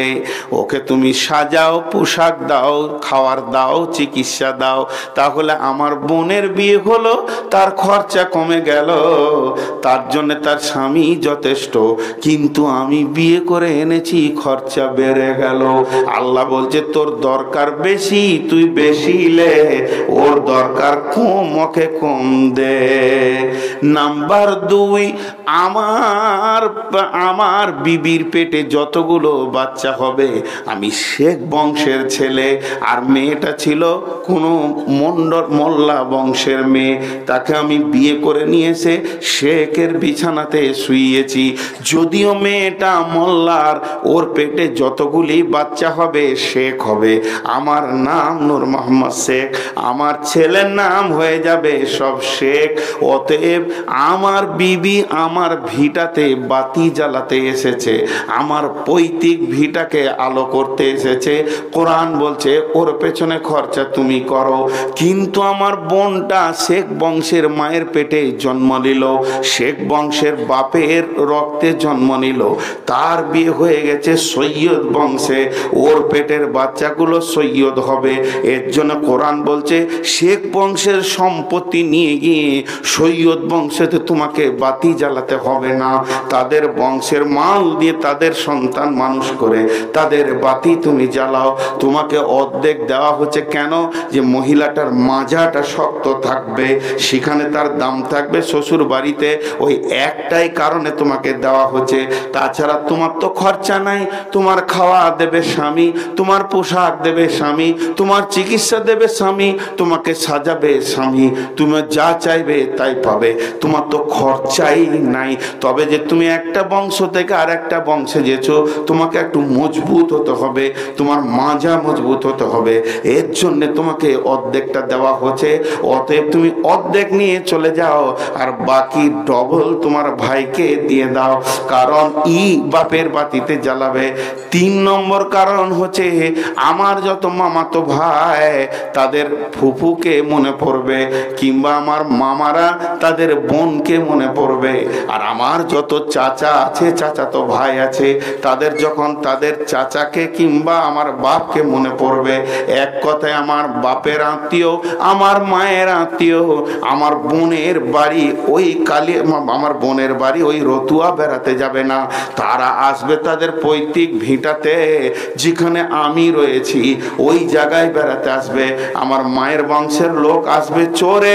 খাদিজা মরে গেলে কি হবে? তার বেটা নূর মোহাম্মদ আছে, 2 দিন বেরিয়ে আসি, আমার চাচাতো ভাইরা আমার ঘরে উঠবে। এই জন্য আল্লাহ তাবারক ওয়া তাআলা বলছে তোমার মা বাপের আত্মীয়কে তোমাকে চিরদিন মেহমানদারি করাতে হবে। তোমার খরচা বেশি, তুমি বেশি লাও, আর তোমার মা বাপের জন্য তোমার বোনকে খরচা করতে হবে না, ওকে তুমি কম দিয়ে দাও। এইটা হলো 3 নম্বর কারণ। আবার এটাও একটা কারণ রয়েছে, বছর সালে ওই বোন আমার বেড়াতে আসবে, জালসার দিন, আব্বা নাই মা নাই, পৃথিবী থেকে চলে গেছে, ভাইটা তো আছে, ভাইয়ের মুখ পানে তাকিয়ে নিজের স্বামীকে ছেলেকে নিয়ে বলবে চল মামার বাড়ি যাবি বেড়াতে, স্বামীকে বলবে চলো না তোমার শালা তো আছে, আমার ভাই আছে, 2টা দিন কদমতলিতে থেকে আসি গা, জালসাটা শুনে নেব, 2 দিন বেড়াবো চলে আসবো। ওই যে দলবল নিয়ে এসে আমার ঘরে উঠবে, তাহলে খরচা আমার বেশি, এর জন্য আমাকে ডবল নিতে বলেছে ইসলাম। আর 4 নম্বর কারণ হলো না জানি আমার বোনাইটা অ্যাক্সিডেন্ট হয়ে মারা গেল, কিংবা তালাক দিয়ে দিলেও এখন আমার বোনটা ইয়ং আছে, তার ভিতরে যৌবন আছে, ও তো শ্বশুর বাড়িতে থাকার মতো পরিস্থিতি নয়, ইদ্যতটা পালন করবে। এরপরে যদি শ্বশুর বাড়িতে থাকে তাহলে ওকে বাঘের মতো ছিঁড়বে সবাই। কারণ মেয়েদের গার্জেন হলো 4টা, একটা হলো স্বামী, একটা হলো সন্তান, একটা হলো ভাই, একটা হলো আব্বা। এছাড়া কেউ আর ভাসুর দেওর ওর কোনো গার্জেন নয়।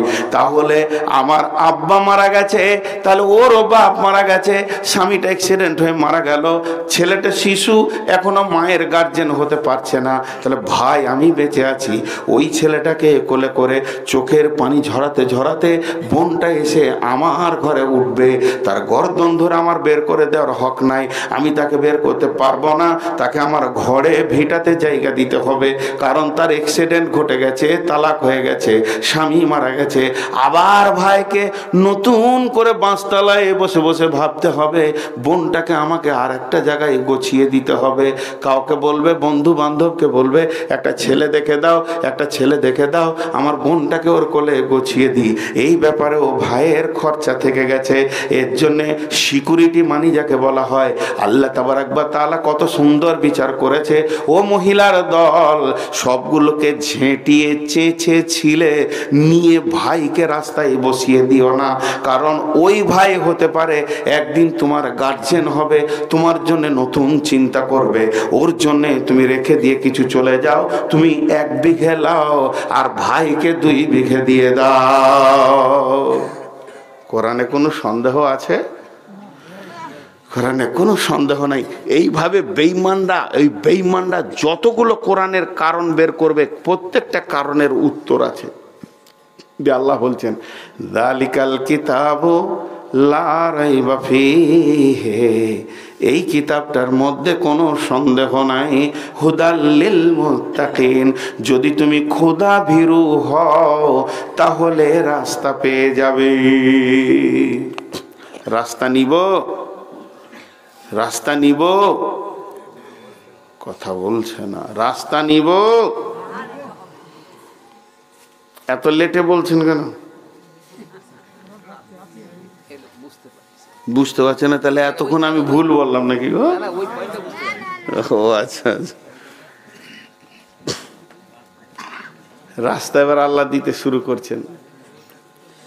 এবার রাস্তা দিচ্ছেন আল্লাহ, আল্লাযীনা ইউমিনুনা বিল গায়বি,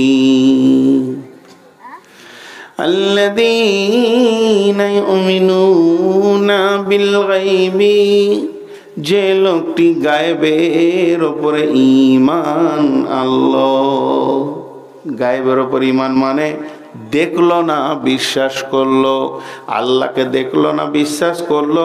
ফেরেশতা দেখলো না, বিশ্বাস করলো। কবরে আযাব দেখলো না, বিশ্বাস করলো। জান্নাত দেখলো না, বিশ্বাস করলো। জাহান্নাম দেখলো না, বিশ্বাস করলো। পুলসিরাত দেখলো না, বিশ্বাস করলো। জান্নাতের নিয়ামত দেখলো না, বিশ্বাস করলো। জাহান্নামের গজব দেখলো না, বিশ্বাস করলো। কিয়ামতের মাঠে দাঁড়িপাল্লা আছে, বিশ্বাস করলো। ডান হাতে বাঁ হাতে সার্টিফিকেট দেওয়া হবে, বিশ্বাস করলো। তা আল্লাহ তাবারাক ওয়া তাআলা বলছেন, ওই লোকেরা সফল কাম হবে যারা না দেখে বিশ্বাস করবে। আল্লাযীনা ইউমিনুনা বিল গায়বি, ওই লোকেরা সফল কাম হবে যারা গায়েবের উপরে ঈমান আনবে। এবার আপনি বুঝবেন কি করে লোকটা বিশ্বাস করলো কি করলো না? এটা বুঝবেন কি করে? এর বোঝার চিহ্নটা কি আছে? এখানে এতগুলি লোক বসে আছে, কে বিশ্বাস করলো কে করলো না, কারো কপালে তো লেখা নাই এই লোকটা আল্লাহকে মানে কি মানে না, এই লোকটা আল্লাহ মানে, এই লোকটা আল্লাহ মানে না। বন্ধুরা আমার, মোহাম্মদ সাল্লাল্লাহু আলাইহি সাল্লাম छुपाने का चीज नहीं है, अल्लाह दिखाने का चीज नहीं है। अल्लाह छुपाने का है, मोहम्मद दिखाने का है। কার দিলে আল্লাহ আছে না আছে এটা বলা যাবে না, তবে কে মোহাম্মদ সাল্লাল্লাহু আলাইহি সাল্লামকে ভালোবাসে না বাসে এটা বলা যাবে। যখনই দেখবে এটা গালে নাই, নিশ্চিত হতে হবে নবী মোহাম্মদকেও ভালোবাসতে পারেনি। বাম হাতে পানি খেয়েছে, জেনে নিতে হবে নবী মোহাম্মদকেও ভালোবাসতে পারেনি। কারণ যখনই ও সুন্নতের খিলাফ চলবে, নিশ্চিত হতে হবে লোকটা নবী মোহাম্মদকে অন্তর থেকে মেনে নিতে পারেনি। আর আল্লাহর ব্যাপারে, আল্লাহকে দেখা যাবে না কিন্তু আল্লাহর উপরে বিশ্বাস আছে কিনা দুইটি জিনিসে বোঝা যাবে। আল্লাহ তাবারাক ওয়া তাআলা বলছেন, ওয়া ইউকিমুনাস সালাতা ওয়া মিম্মা রাযাকনাহুম ইউনফিকুন। যে লোকটার ভিতরে আল্লাহর বিশ্বাস ঢুকে গেছে, যে লোকটার ভিতরে যেগুলো দেখা যাবে না এখন, কবর থেকে নিয়ে জান্নাত পর্যন্ত এইটার বিশ্বাস ঢুকে গেছে, নির্ঘাত তার দিলে বিশ্বাসটা বসে গেছে, তো ওই লোকটাকে পৃথিবীতে দুই জায়গায় দেখা যাবে, তাকে দুই জায়গা থেকে কেউ রুখতে পারবে না। একটা হলো মসজিদে নামাজের কাতারে তাকে পাওয়া যাবে, আর দ্বিতীয় হলো ইসলামকে বাঁচানোর জন্য যত জায়গায় টাকা পয়সা দেওয়ার কালেকশন চলবে ওই ভিড়ে লোকটাকে পাওয়া যাবে। সে যদি গরিব হয় তো একটা টাকা নিয়ে দাঁড়িয়ে থাকবে। আল্লাহ কোরআনে এটা নিজেই বলছেন, আল্লাযীনা ইউমিনুনা বিল গায়বি, ওই লোকটা গায়েবের ওপরে ঈমান এনেছে, অদৃশ্যের ওপরে ঈমান এনেছে, সেই লোকটার দুইটি গুণ, ওয়ুকিমুনাস সালাতা, সে নামাজ পড়বে, ওয়া মিম্মা রাযাকনাহুম ইউনফিকুন, এবং আল্লাহর রাস্তায় যতটা পারবে দান করবে।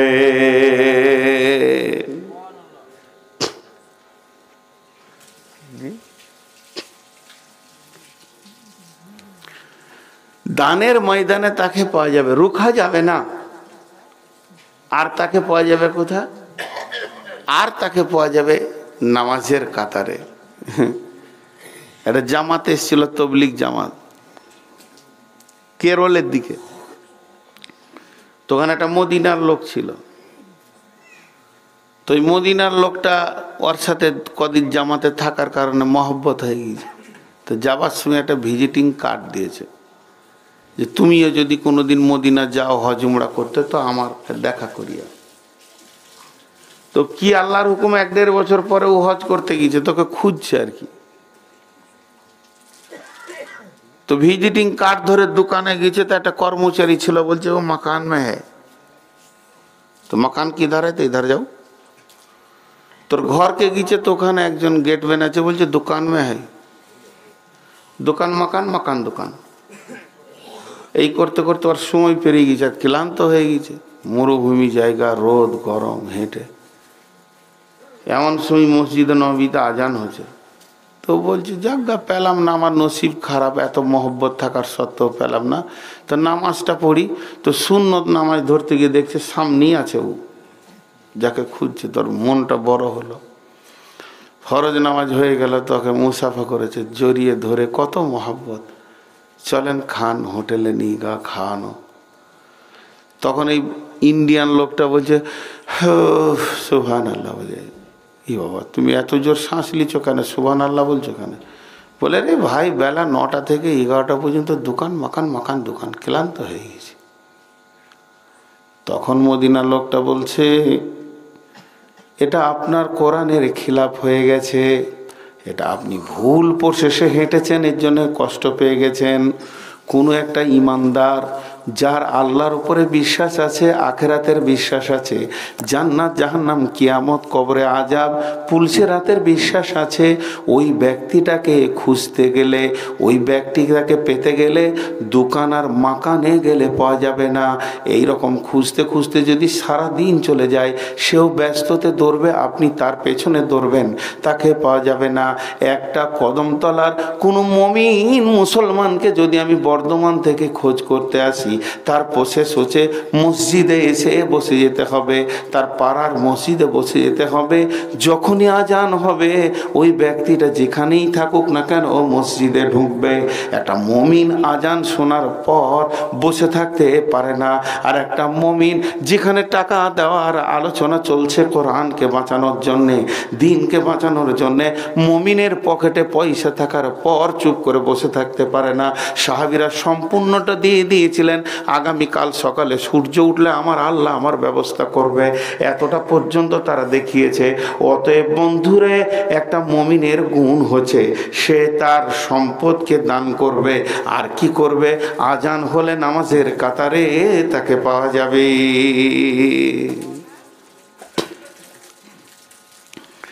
এরপর আল্লাহ বলছেন ওয়াল্লাযীনা ইউমিনুনা বিমা উনজিলা ইলাইকা ওয়া মা উনজিলা মিন ক্বাবলিকা ওয়াল্লাযীনা ইউমিনুনা, এবং তারা ঈমান আনবে কিসের ওপরে? না কোরআনের ওপরে। বিমা উনজিলা ইলাইকা, ওদের ওপরে যেটাকে আমি নাজিল করেছি, ওই লোকটা হেদায়েত পাবে, খুশি হবে, কামিয়াব হবে। যে লোকটা আমার আনা, আমার দেওয়া নাজিলকৃত কিতাবের ওপরে বিশ্বাস রাখবে। কোরআনে ভুল আছে? কোরআনে ভুল আছে? বেঈমানরাও পর্যন্ত বলেছে ভুল নাই।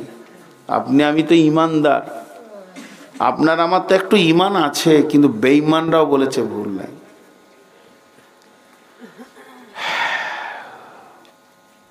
রাসূলুল্লাহ সাল্লামকে, রাসূলুল্লাহ সাল্লাম লিখতে পড়তে জানতেন? কেন? ওই জন্যই আল্লাহ ওনাকে অক্ষর দেননি যে বেঈমানরা বলে দেবে যে এটা ওই মুহাম্মদ সাল্লাল্লাহু আলাইহি সাল্লামের লিখা। গোপনে গোপনে রাতে লিখে এলে আর সকালে বলে জিবরাইল বলে গেল। এই জন্যই অক্ষর দিল না আল্লাহ। ওই জন্য বেঈমানরাও বলতে পারেনি যে এটা ওই নবী মুহাম্মদ সাল্লাল্লাহু আলাইহি সাল্লামের লিখা। বলবে কি করে? তা আল্লাহ বলছেন ওয়াল্লাযীনা ইউমিনুনা বিমা উনজিলা ইলাইকা ওয়া মা উনজিলা মিন ক্বাবলিকা। এর পূর্বে অনেক কিতাব এসেছে, আসমানি কিতাব 130-এর বেশি আছে। বড় বড় আলিমরা বলছেন 130-এর বেশি আসমান থেকে কিতাব এসেছে। আর 4খানা কিতাব তার মধ্যে প্রধান, সেই 4টা হলো তৌরাত, ইনজিল, জবুর, ফুরকান, কোরআন। কোরআন হলো সর্বশ্রেষ্ঠ। আল্লাহ তাবারক ওয়া তাআলা বলছেন ওই কিতাবগুলো আমার খারাপ ছিল না। এক জায়গায় আল্লাহ বিশ্বনবী বলছেন ইসলাম একটা প্রাসাদের নাম, ইসলাম একটা প্রাসাদের নাম, ইসলাম একটা প্রাসাদের নাম। আর সেই প্রাসাদে কতগুলো ইট লেগেছে আল্লাহকে বানাতে, সেখানে ইট লেগেছে কম বেশি 1.5 লক্ষ, 1,24,000 কিংবা 1.5 লক্ষ। সেই প্রাসাদের প্রথম ইট হলো হযরতে আদম, আর শেষ ইট হলাম আমি নবী মুহাম্মদ। তার মানে কোনো নবীটা ফালতু নয়। এই ঘরটা বানাতে গিয়ে প্রথম ইট লেগেছে, আপনি বলবেন ওই ইটটা থেকে তো রোদে শীতে বাঁচা যাবে না, সেও কাজ করছে, শেষ ইটটাও কাজ করছে। অতএব সমস্ত নবীরা নবী ছিলেন, সমস্ত কিতাবগুলো কিতাব ছিল, সমস্ত নবী সত্য, সমস্ত কিতাব সত্য। এর ওপরে দৃঢ় বিশ্বাস রাখতে হবে। কিন্তু আমরা কোন কিতাবকে মেনে চলবো? আগেকার নবীদের সুন্নত, আগেকার নবীদের চলাফেরা, আগেকার নবীদের আকীদা, আগেকার নবীদের ইমানের সঙ্গে আমার নবীর ইমানের অনেক পার্থক্য রয়েছে। সেগুলো ছিল ইনকমপ্লিট। একটা ঘর গাঁথতে শুরু করলে কমপ্লিট হয় না যতক্ষণ পর্যন্ত শেষ ইটটা না পড়বে। সেগুলো ইনকমপ্লিট ছিল তখনকার জন্য, সেগুলি আমলের ওপরে সেই উম্মতেরাই জান্নাতে চলে যাবে। কিন্তু আমরা কমপ্লিট শেষ নবীকে পেয়ে গেছি। অতএব আমাদেরকে সমস্ত নবীর ওপরে বিশ্বাস রাখতে হবে, ঈমান রাখতে হবে। এরা সত্য নবী ছিল, এরা আল্লাহর নবী ছিল, আল্লাহর প্রেরিত রসুল ছিল, প্রেরিত নবী ছিল। এর ওপরে দৃঢ় বিশ্বাস রাখতে হবে। কিন্তু আমলের ময়দানে যখন আমি নামবো, কাজের ময়দানে যখন আমি নামবো, তখন শেষ কিতাব কোরআনকে ফলো করে নামতে হবে। আর আদর্শ হবে নবী মুহাম্মদুর রাসূলুল্লাহ সাল্লাল্লাহু আলাইহি ওয়াসাল্লামের আদর্শ। আমরা যখন সাহারানপুরে পড়তে গিয়েছিলাম, তো আমরা দেখিনি, আমাদের আগে 1-2 বছর আগে একটা ঘটনা ঘটেছিল, ওখানে শুনেছিলাম। খ্রিস্টানদের সঙ্গে মুসলমানদের একটা বৈঠক হয়েছিল, বড় সম্মিলন, মোনাজারা। খ্রিস্টানদের দাবি এই জামানাটা চলছে ঈসা আলাইহিস সালামের জামানা, আর মুসলমানদের দাবি এই জামানাটা চলছে নবী মুহাম্মদ সাল্লাল্লাহু আলাইহি সাল্লামের জামানা। এই দাবির ওপরে 2টা দল বসেছিল। খ্রিস্টানদের একজন পণ্ডিত উঠলো, ওকে টাইম দেওয়া হলো 5 মিনিট 10 মিনিট। উঠি প্রথমে বলছে, ভাই আপনি পথে চলছেন, চলতে চলতে রাস্তা ভুলে গেছেন। একটা লোক জেগে বসে আছে আর একটা লোক ঘুমিয়ে গেছে, রাস্তা কাকে জিজ্ঞেস করবেন? জি বলেন? যে জেগে বসে আছে তাকে। তো ওর যুক্তি হচ্ছে নবী মোহাম্মদ মুস্তাফা সাল্লাল্লাহু আলাইহি সাল্লাম মারা গেছেন, ঈসা আলাইহিস সালাম বেঁচে আছেন, একে তুলে নেওয়া হয়েছে আসমানে। অতএব এখন যদি এই উম্মতকে বাঁচতে হয় আর নাজাত নিতে হয় আর জান্নাত যেতে হয়, তাহলে ঈসা নবীকে ফলো করতে হবে। যুক্তিটা কত মজবুত। আর ও মারা গেছে, ঘুমিয়ে গেছে, ওর হবে না আর ওর দ্বারা। অতএব এই জামানা ঈসা আলাইহিস সালামের জামানা, তোমরা খ্রিস্টান হয়ে যাও। কিছু কিছু আলেম আছে দেখবেন জ্ঞানের বহর কম কিন্তু যুক্তি খুব অকাঠ্য। তো বড় বড় আলিমরা ভাবছে সাংঘাতিক কথা বলেছে, কি করা যায়? এটা ওরে মধ্যে একটা ছোটখাটো আলেম বলছে, জি আমাকে একটু টাইম দেন। বলছি বলো। ওকে মাইক দেওয়া হলো। উনি বললেন যে ভাই, আপনার যুক্তিতে আমি একমত হয়ে উঠেছি, আর এই যুক্তিটাই আমাকে ভালো লেগে গেছে। যে বসে আছে তার কাছেই পথ নিব, যে ঘুমিয়ে গেছে তাকে কি জিজ্ঞেস করব? আমার রাস্তা ভুল হয়ে গেছে, বসে আছে ওকে জিজ্ঞেস করবো ভাই আমি অমুক জায়গায় যাব কোনটা? সবাই খুশি খ্রিস্টানেরা, আর মুসলমানদের মৌলবীদের মুখ গলে যে ছোট মোল্লাটাকে তুলে দিয়ে কি হলো রে, ও আবার ওকেই সমর্থন করছে। তো তখন পাদ্রীকে বলছে, খ্রিস্টানদের ওই পাদ্রীকে, আপনি আমাকে একটা জিনিস বলেন তো, পথ চলার জন্যে না বসে থাকার জন্যে? পথ তো চলার জন্যে, ক্লান্ত হলে একটু বসে আবার চলে, তো ই বসে আছে কেন? ওটা তো ঘর নয়। ও বসে আছে কেন? না, ও নিজেই রাস্তা ভুলে বসে আছে। যে ঘুমিয়ে আছে ও রাস্তা জানে, ওকে আদবের সঙ্গে উঠাতে পারছে না। অতএব ঈসা আলাইহিস সালাম এরপর পৃথিবীতে আসবে, তো সুন্নতে নবী মুহাম্মদ সাল্লাল্লাহু আলাইহি সাল্লামের উপরে চলবে। ও নিজেই তো পথ জানে না, তার লোককে কি পথ দেখাবে? ভাইরা আমার, এর জন্য আল্লাহ বলছেন, ওয়াল্লাযীনা ইউমিনুনা বিল গায়বি ওয়াল্লাযীনা ইউমিনুনা বিমা উনজিলা ইলাইকা, যেটা তোমাদের উপরে নাজিল করা হয়েছে, উনজিলা ইলাইকা ওমা উনজিলা মিন ক্বাবলিকা, এর পূর্বেও যে কিতাবগুলো নাজিল করা হয়েছিল সবগুলোর উপরে ঈমান আনতে হবে। ওয়াবিল আখিরাতি হুম ইউকিনুন, ওয়াবিল আখিরাতি হুম ইউকিনুন, জান্নাত জাহান্নামের উপরে দৃঢ় বিশ্বাস রাখতে হবে, যে বিশ্বাসের ভিতরে আগার মাগার লেকিন কিন্তু কিছুই চলবে না। জি, সব কেটে পড়েছে নাকি? চেয়ারগুলো ফাঁকা কেন? মনে মনে ভাবছে বাড়ি থেকে যে ও একটা মাথা মোটা, এত রাতে বকছে, আর যে কটা বসে আছে ও কটাও মাথা মোটা, আর যারা শুয়ে আছে ওরা ভাবছে যত বুদ্ধি আমাদেরই। তো যাই হোক, দেখেন একটা মজার কথা, অবিল আখিরাতে হুম ইউকিনুন, ইমানের ব্যাপারে আগার মাগার লেকিন চলে না। আলু, পেঁয়াজ, পটল, ঝিঙে, আম, আনারস, মৌসম্বি, লিচু যে ব্যাগে আনবেন, যদি ছুঁচের মতো দু চারটা ছিদ্র থাকে, ছুঁচের মতো, আলুর বস্তাতে এমনি জাল, এতে কোনো অসুবিধা হবে না। কিন্তু যে টিউবে পাম্প রাখবেন, যদি একটা সরু লিক থাকে, পাম্প থাকবে? তো ঈমান হলো ওই হাওয়াটার মতো।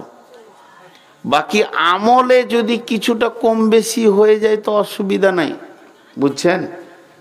আমলে কম বেশি হলে অসুবিধা নাই, কিন্তু ঈমানে কম বেশি হলে খুব অসুবিধা আছে। তো ছোট্ট করে উদাহরণ দিই, এখানে 2, 4, 6, 8, 10, 12, 14, 16, 18, 20, এখানে 20-22টা টিউব জ্বলছে, 2টো হ্যালোজিন চলছে, আবার একটা মাইক চলছে, ক্যামেরা চলছে প্রায় 10-12টা, যাই চলছে, ধরেন ফ্যান চলছে 50টা। আপনাদের যদি 2টো ফ্যান খারাপ হয়ে যায় চলে যাবে সভাটা, 3টে টিউব যদি বন্ধ হয়ে যায় চলে যাবে সভাটা, 2টো ক্যামেরা 3টে ক্যামেরা যদি বন্ধ হয়ে যায় পরবর্তীকালে লেনদেন করে নেবে, চলে যাবে সভাটা। কিন্তু যেখানে কানেকশন লাগানো আছে ওই কেবেলটা যদি 1 ইঞ্চি কম হয়, কথা বলে না, চলবে না। কেবেলের কম হলে চলবে না। জামে মসজিদে 6টা ফ্যান খারাপ হঠাৎ চলছে না, চলে যাবে জুমার দিনটা, অসুবিধা নাই। 4টা বাল্ব জ্বলছে না, 1 মাস চলে যাবে, অসুবিধা নেই। কিন্তু যে পোল থেকে মিটার পর্যন্ত যে কেবেলটা লাগানো আছে, বলছে কেবেলটা ঠিকই আছে নতুন, খালি 1/2 ইঞ্চি ছোট, 1 ছুঁচ ছোট হলে চলবে না, 1/2 ইঞ্চি দূরে। তো ওই কেবেলটা হচ্ছে ইমান, আর এগুলো হচ্ছে আমল। আমল মানে কাজ। আমলে কমি হলে অসুবিধা নেই, ইমান ঠিক রাখতে হবে না। আল্লাহ ওই জন্যে বলছে ওয়াবিল আখিরাতি হুম ইউকিনুন। আপনাদের ইমাম সাহেব হযরত আলী ভাই বলছে আমাকে, আপনাকে 500 টাকা ধার দিয়েছি। কখন নিলাম? হ্যাঁ দিয়েছি। দুজনেই চিল্লাইতে লেগেছি। ও ওনার ওপরে ঠিক আছে যে আমি দিয়েছি, আমি লিনি। এবার দুইজনে মিথ্যা বলছি, জি না মিথ্যা উনি বলেন না, আমি বলি না। তাহলে ঘটনা কি? কেউ হয়তো ভুলে গেছি, উনি আমার মতো কাউকে দিয়ে আমাকে ভাবছে, কিংবা আমি নিয়েছি দিয়ে ভুলে গেছি, এটা হতে পারে। ভুলও বলে একটা জিনিস আছে। উনি রাগে থাকতে না পেরে চিল্লিয়ে বলছে, যদি কিয়ামত হয় তো তোকে দেখে নিব, যদি আল্লাহ থাকে, যদি জাহান্নাম থাকে, যদি বিচার হয় তোকে দেখে নিব। ঠিক বলেছে না ভুল? গোটাটাই ভুল। যদি আল্লাহ থাকে তার মানে মাল নিজেই গোলমাল। আল্লাহ থাকতেও পারে, নাও পারে, কিয়ামত হতেও পারে, না পারে। এইটা ইমানের কথা নয়। ইমানদারের কথা হবে আল্লাহ আছি, বিচার হবেই, তোকে দেখে নিব। অতএব আখিরাতের ব্যাপারে আগার মাগার লাগানো যাবে না। যদি জান্নাত হয় আমি জান্নাতে চলে যাব, এটা হবে না। একটা সাহাবীর নাম হযরতে বুরাইদা রাদিয়াল্লাহু তাআলা আনহু। বিশ্বনবী বুরাইদাকে কাছে ডাকলেন, আর কাছে ডাকার পর ওনাকে জিজ্ঞেস করলেন, না বুরাইদা তোমার আজকে নামাজগুলো কেমন হয়েছে, রোজাগুলো ঠিক রাখতে পারছো কিনা, তোমার উজুটা ঠিক হলো কিনা। আমলের একটা প্রশ্ন করলেন না, সরাসরি রসুল গিয়ে কেবেলে হাত দিলেন। ও বুরাইদা রে, তুমি বলো তোমার ইমানের অবস্থা কি, তোমার ইমানের বা বহরটা কেমন আছে, ইমান ছোট হয়ে গেছে না ইমান বেড়েছে। হযরতে বুরাইদা রাদিয়াল্লাহু তাআলা আনহু বলছেন, ও মা আমার, বোন আমার, হযরতে বুরাইদা বলছেন, ইয়া রাসূলুল্লাহ আমার ঈমান 100-তে 100 আছে, 1 ইঞ্চিও কমেনি। নবীজি খুশি হলেন, আমার সাহাবীর দাবি অনেক বড়। কিন্তু নবীজি প্রশ্ন করলেন, বুরাইদারে তুমি যে এত বড় দাবি করলে, তো একটা বার তুমি বলো এই দাবির পেছনে তোমার কারণটা কি, তুমি কোন কারণে এই দাবিটা করতে পেরেছো, তোমার এত বড় সাহস কি করে হলো যে তুমি 100-তে 100 ইমানে দাঁড়িয়ে আছো। হযরত বুরাইদা রাদিয়াল্লাহু তাআলা আনহু বলছেন, ও দয়ার নবী গো, আপনার মুখ থেকে যে জান্নাত আর জাহান্নামের কথাগুলো শুনেছি, আপনি যে জান্নাতের বর্ণনাগুলো দিয়েছেন, জান্নাতে সোফা আছে, জান্নাতে সারাবান তাহরা আছে, জান্নাতে 4টা নহর কুলকুল করে বইছে, ফল ঝুলছে, আঙ্গুরের থোকাগুলো ঝুলছে। ও দয়ার নবী গো, আমি বুরাইদা নিজের চোখে যেন মনে হচ্ছে ওই রকম জান্নাতটাকে সাজানো স্তরে তরে তরে তরে তরে তরে তরে তরে দেখতে পেয়েছি। ও দয়ার নবী গো, আপনি জাহান্নামের কথা যেমন বলেছেন, সেখানে আগুনে পুড়ছে, চামড়াগুলোকে খালিয়ে নেওয়া হচ্ছে, ওই জায়গায় চিক মারছে, গরম পানি পুঁজ রক্ত খাওয়ানো হচ্ছে, আর জাহান্নাম বড় ভয়ানক। ও দয়ার নবী গো, আপনার জীবের ভাষা আর আমার চোখ যেন আমি ওই রকম জাহান্নামকে ওই ওই ওই ওই রকম যেন তরে তরে তরে তরে সাজানো দেখতে পেয়েছি। আর এইভাবে আমার সকাল গেছে, এইভাবে আমার দুপুর গেছে, এইভাবে আমার বিকাল গেছে, এই অবস্থাতে আমার সন্ধ্যা বান্দা হতে চলেছে, আমি যেন চামড়ার চোখে সুন্দরভাবে জান্নাত আর জাহান্নাম, আপনার জবানের কথা, কোরআনের কথা আর আমার চোখ যেন এতটুকু কম বেশি হচ্ছে না, সবগুলি আমি যেন দেখতে পেয়েছি। বিশ্বনবী বললেন, বুরাইদারে, তুমি যে ঈমানের ওপরে দাবি করেছ, তোমার ঈমান বড় সত্য, তোমার দাবিটাও বড় সত্য, আখিরাতের ওপরে তুমি 100-তে 100 ঈমানের ওপরে টিকে আছো। জি, আর একটা সাহাবীটার নাম আব্দুল্লাহ ইবনে রাওয়াহা। জি, আব্দুল্লাহ ইবনে রাওয়াহা বিবির জ্যাঙ্গে মাথা দিয়ে শুয়ে আছে। বিবির জ্যাং মানে বুঝেন, ভোগবিলাসের জায়গা। তো ওই অবস্থায় কোরআনের একটা আয়াত পড়ছে, ওয়া ইন মিনকুম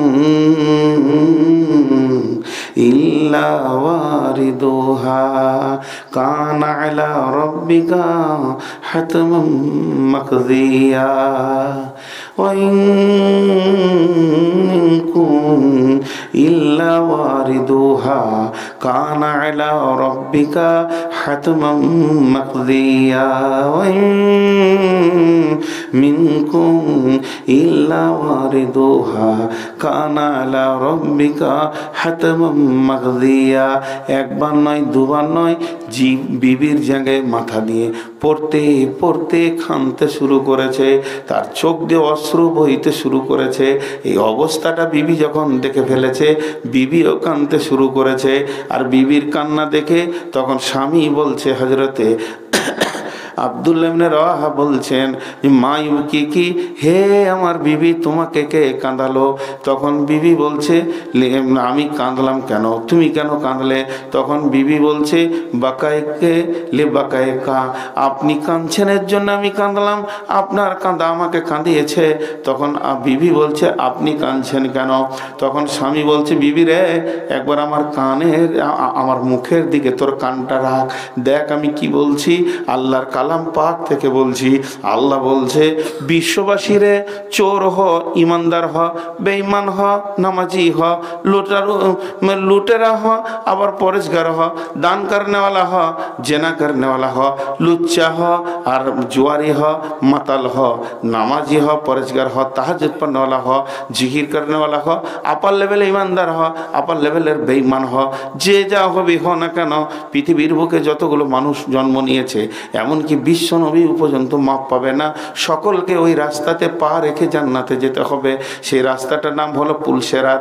আল্লাহ কোরআনে বলছে, তোদের জন্য আমি এমন একটা রাস্তা ওয়াজিব করেছি, তোদের নিজের বাড়িতে ফিরে যাওয়ার জন্যে।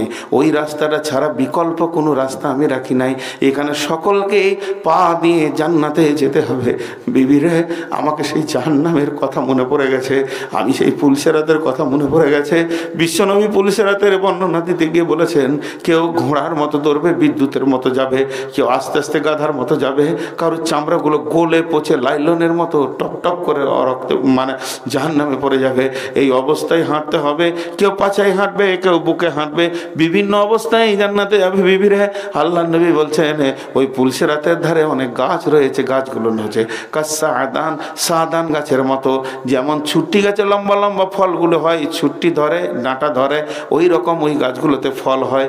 সেই ফলগুলো আবার বনশির মতো মাছ ধরা, এইরকম আঁকড়া করা আছে, আঁকশির মতো করা আছে।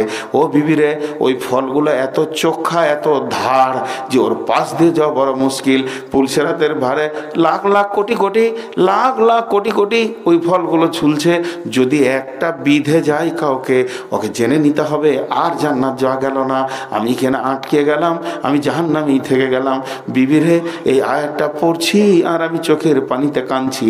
তার মানে তাদের জাহান্নামের ওপরে কতটা বিশ্বাস ছিল যে নবীজি বলেছে তো আছে, এই জন্য তারা গুনহার ময়দানে যেতে পারেনি। তো আল্লাহ তাবারক ওয়া তাআলা বলছেন, তোদের 8 নম্বরে গুণ হবে, ওয়াবিল আখিরাতি হুম ইউকিনুন। 1 নম্বরে হচ্ছে, তোরা এই কিতাবের ওপরে দৃঢ় বিশ্বাস রাখ।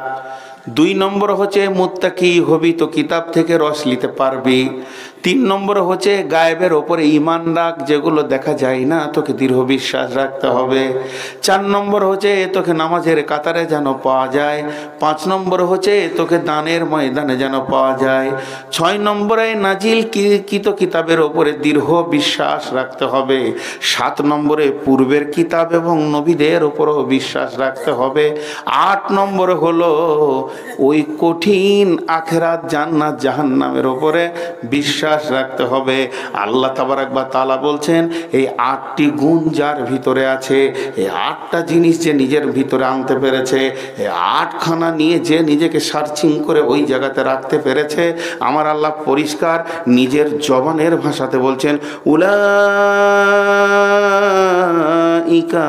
আলা হুদাম মির রাব্বিহিম, এই লোকগুলো তার রবের রাস্তাতে রয়েছে, এই লোকগুলো তার রবের রাস্তাকে অতিক্রম করছে।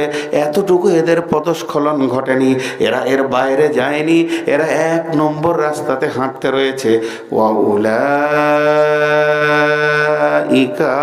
হুমুল মুফলিহুন, বলেন মুফলিহুন, সকলে জোরে বলেন তো মুফলিহুন, জোরে বলেন মুফলিহুন। এবারে আমি যখন আঙুলটা এরকম করব আপনারা বলবেন মুফলিহুন। উলাইকা আলা হুদাম মির রাব্বিহিম ওয়া উলাইকা হুমুল মুফলিহুন। আল্লাহ নিজেই বলছে, আপনাদের মুখ থেকে বের করে নিলাম, আল্লাহ নিজেই বলছে এই লোকগুলি তার রবের ঠিক রাস্তাতে রয়েছে আর এইগুলি সফল কাম হবে। আমি গাড়িটা নিয়ে বেরিয়ে যাচ্ছি, আপনি গাড়ির সামনে গিয়ে দাঁড়িয়ে গেলেন, মৌলানা রাতে যেতে হবে না, কেন গো? না যা রাস্তা খারাপ, না যাবো, আমার দরকার আছে। কোথায় যাবেন? বহরমপুর। তখন আপনাকে বলছি যে আমি তো নতুন মানুষ, একটা লোকেশন দেন তো। লোকেশন, যখনই লোকেশন চাইলাম তখন আপনি আমাকে 8টা লোকেশন দিলেন। এখান থেকে যখন উঠবেন তো জালালপুর 1 নম্বর, আর জালালপুর পাবেন তো বাম দিকে মোড় মানবেন, 2 নম্বরে পাবেন কালিয়াচক, 3 নম্বরে পাবেন আপনি টোল ট্যাক্স পার হবেন 16 মাইল হয়ে, 4 নম্বরে ফারাক্কা ব্রিজ পার হবেন, 5 নম্বরে ফারাক্কা পার হবেন, বাল্লালপুর পার হবেন, ধুলিয়ান পার হবেন, জঙ্গিপুর পার হবেন। তাহলে আপনি জেনে নেবেন আপনার রাস্তা ঠিক আছে, ঠিক জায়গায় আপনি পৌঁছাচ্ছেন। আর ওই বাল্লালপুরের পরিবর্তে, ওই কালিয়াচকের পরিবর্তে আপনি যদি সুজাপুর পেয়ে যান, সুস্তানি পেয়ে যান, মালদা পেয়ে যান, গাজল পেয়ে যান, তো আপনাকে জানতে হবে আপনার রাস্তাটা পথভ্রষ্ট হয়ে গেছে, যেখানে যেতে চাইছেন ওই জায়গা পৌঁছাতে পারবেন না। এখন আমরা এখানে যতজন বসে আছি, কাউকে যদি বলি তুই জাহান্নাম যাবি, কোনো মতেই সে রাজি হবে না। হতে পারে সে চোর, হতে পারে সে মাতাল, হতে পারে সে লম্পট, হতে পারে সে জুয়ারি, তারপরেও জাহান্নাম যেতে চাইবে না। আমাদের লক্ষ্য হচ্ছে জান্নাতে পৌঁছানো।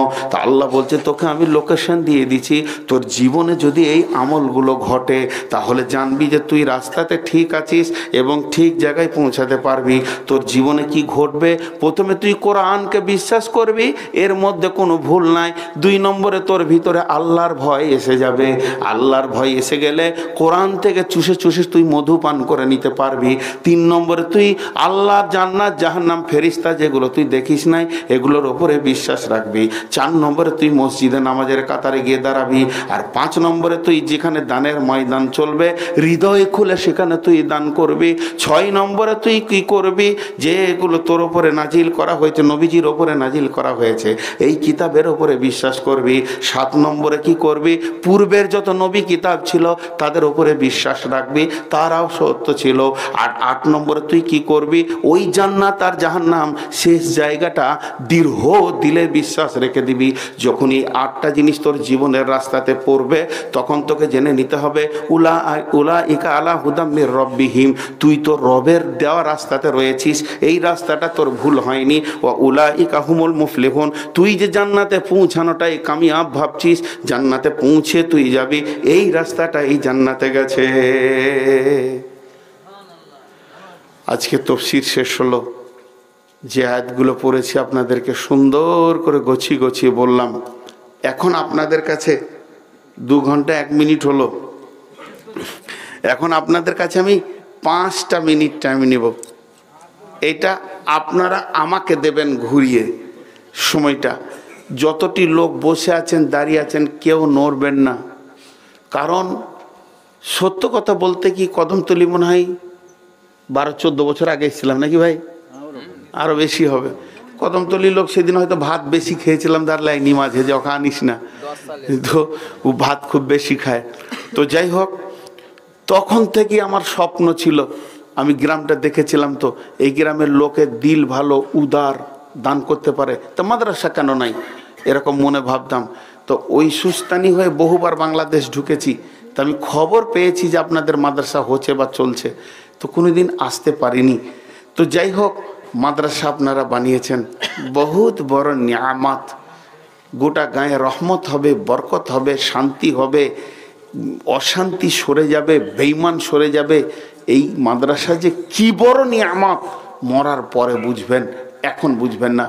বিধায় যত টাকা সব মতিউর রহমান উমরিকে দিয়ে দিলেন, আমাকে কিছুই মনে হয় আমার ভাগে রেখেছেন কি বলে আমার মনে হয় না। যদি থাকে 5,000 10,000 কেউ দেনেওয়ালা আছেন, আমি মাত্র আপনাদের কাছে 7 মিনিট কালেকশন করব। কেউ আছেন আল্লাহর বান্দা, আর এই 7 মিনিট উঠবেন না, একসঙ্গে দোয়া পড়ে মজলিস ভাঙবো। আল্লাহর গোলাম কেউ আছেন 2-5 হাজার দেনেওয়ালা, 10,000 দেনেওয়ালা কেউ আছেন? মাথা খারাপ, ও জিসিপি করে টেনে সব ভরে নিয়েছে। যে নারায় তকবির দিছিল, আমার ঘুম ভেঙে শেষ হয়ে গেল। জি ভাই, আছেন কেউ? আর সেই মালটা কই, সভাপতি